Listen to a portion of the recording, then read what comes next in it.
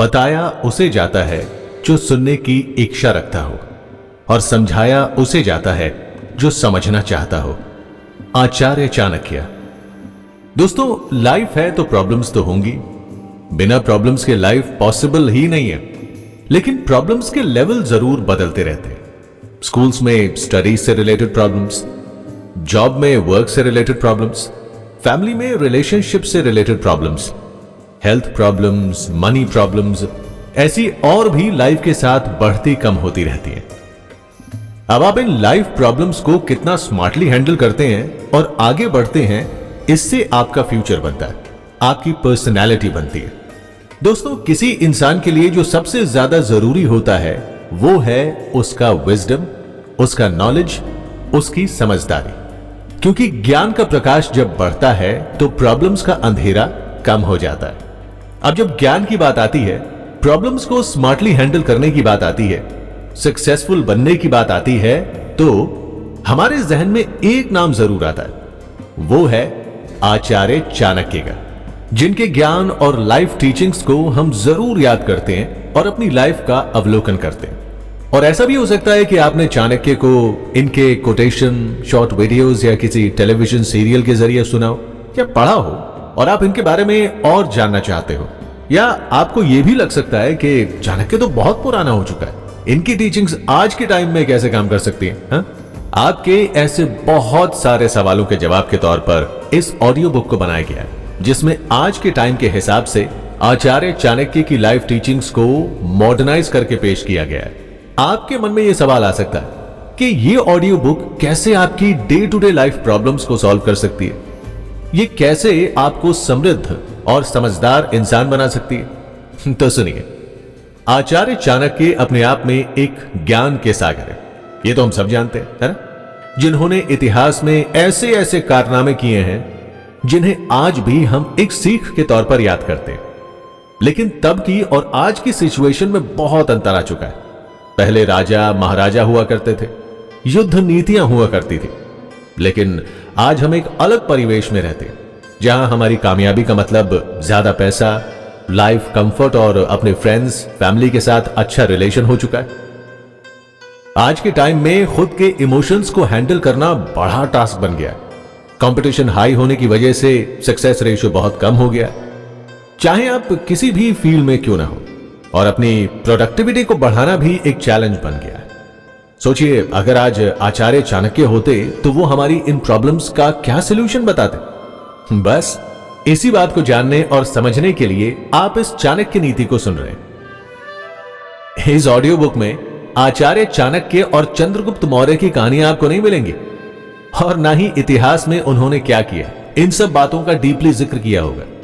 इसमें ज्यादा जोर इस बात पर दिया गया है कि आचार्य चाणक्य की लाइफ टीचिंग्स के जरिए आप अपनी लाइफ में एक बेहतर इंसान कैसे बन सकते हैं और एक चंद्रगुप्त मौर्य बनकर अपना युद्ध खुद कैसे जीत सकते हैं।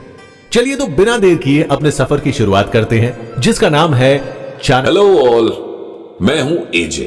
अब देखिए, जैसे ही मेरा पहला एपिसोड ऑनलाइन आया, मुझे मेरे ही दोस्तों और जानकारों ने कॉल्स और मैसेजेस करके कहा, भाई ये किस लाइन में पड़ गए तुम?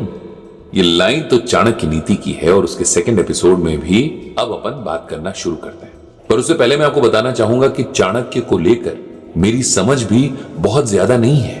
मैं बस उन्हें, उनकी टीचिंग्स को एक्सप्लोर कर रहा हूं, और मेरे कॉर्पोरेट करियर में जो भी मैंने फील किया है, ये मेरे साथ हुआ है, उनके जवाब ढूंढ रहा हूं। ऐसे में अगर आपको भी अपनी पर्सनल या प्रोफेशनल लाइफ से जुड़े हुए सवालों के जवाब चाणक्य से मिल जाएं, तो क्या बुरा होगा, बल्कि भला ही होगा। एक्चुअली चाणक्य और उनके अर्थशास्त्र को न तो लोगों ने पढ़ा और ना ही समझा। वो तो सिर्फ बने बनाए टेम्पलेट्स में लिखे हुए उन कोट्स को पढ़ते रहे, जो शायद चाणक्य ने कभी कहे भी ना। लेकिन इन लोगों ने पढ़े, समझे और ऑनलाइन प्लेटफॉर्म्स पर शेयर भी कर दिए ये कोट्स, बिना ये सोचे या जाने कि इनको और भी लोग पढ़ते हैं। और हर किसी का किसी भी बात को लेकर इंटरप्रिटेशन सब्जेक्टिव हो सकता है, और ऐसे में वो इंसान अपनी अक्ल के हिसाब से उनका मीनिंग निकालकर उस पर या तो एक्ट करेगा या रिएक्ट कर सकता है। अच्छा, मेरा एक दोस्त है, उसका बेटा एक नया नया टीम लीड बना है, और वो बड़ी शिद्दत से चाहता है कि वो अपने प्रीवियस बॉस से बेहतर बॉस बने। तो मेरे दोस्त ने उस लड़के को मेरी तरफ मोड़ दिया। इस पर मैंने कहा, देखो भैया, हम कोई ज्ञानी महात्मा तो है नहीं कि तुम इधर सवाल का तीर छोड़ोगे और उधर हम तुरंत ही उसका जवाब दे मारेंगे। क्योंकि भाई मैं तो खुद भी सीख रहा हूं ना, और अपने खुद के सवालों के जवाब ढूंढ रहा हूं। पर जब उस नौजवान ने बार बार जोर दिया तो मैंने भी चाणक्य के अर्थशास्त्र में पढ़ी हुई बात से उसके सवाल का जवाब दिया। एक सत्ताधीश या एक टीम लीड को क्या करना चाहिए उसके लिए तो गाइडलाइंस हैं, पर एक लीडर को क्या नहीं करना चाहिए ये जानना बेहद जरूरी है। देखिए, जो कॉर्पोरेट में काम करते हुए मैंने सीखा वो ये कि अच्छा टीम लीड सिर्फ मैनेजमेंट की नजर में हो सकता है।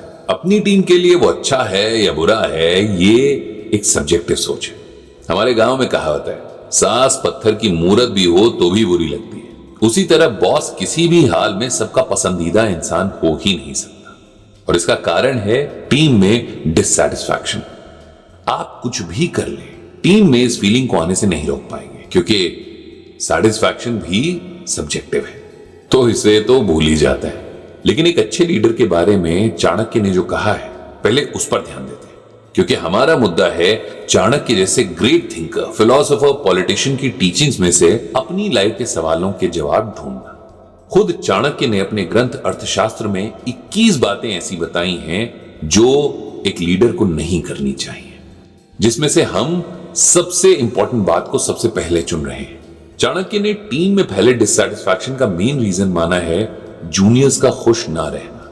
जूनियर्स किसी भी वजह से डिससैटिस्फाइड हो सकते हैं, लेकिन एक लीडर का काम है कि उन्हें खुशनुमा माहौल दिया जाए ताकि उनकी प्रोडक्टिविटी पर फर्क ना पड़े। इस डिससैटिस्फैक्शन को दूर करने के लिए जो काम एक लीडर को सबसे पहले करना चाहिए वो है कि पक्षपात या फेवरेटिज्म ना करे।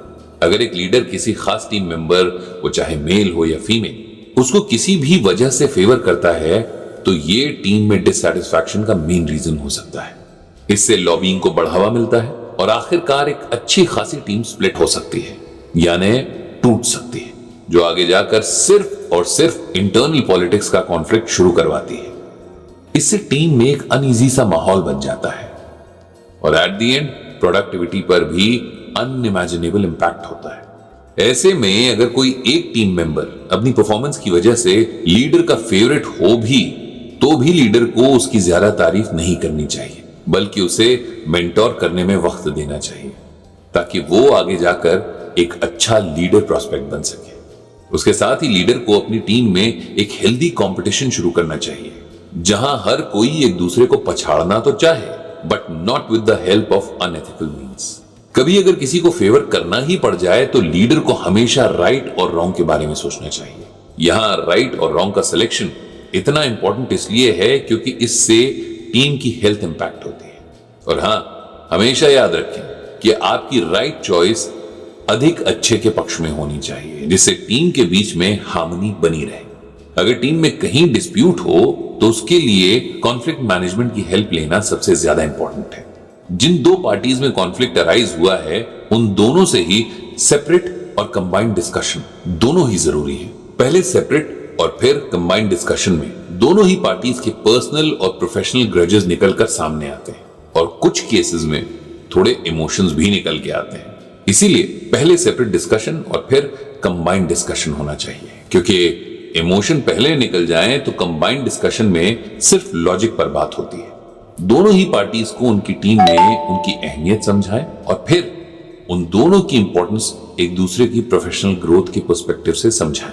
उन्हें याद दिलाएं अगर कोई अच्छे मोमेंट्स या अचीवमेंट्स उन्होंने साथ में किए हों, और अगर ऐसा पास में नहीं हुआ तो उन्हें फ्यूचर में इस तरह साथ आकर एक दूसरे के प्रोफेशनल ग्रोथ में कैटलिस्ट बनने के लिए इंस्पायर करें और एंड में उन्हें एक बेहतर इंसान बनने और एक दूसरे से बेहतर इंसान खोजने की एक्सरसाइज करवाएं।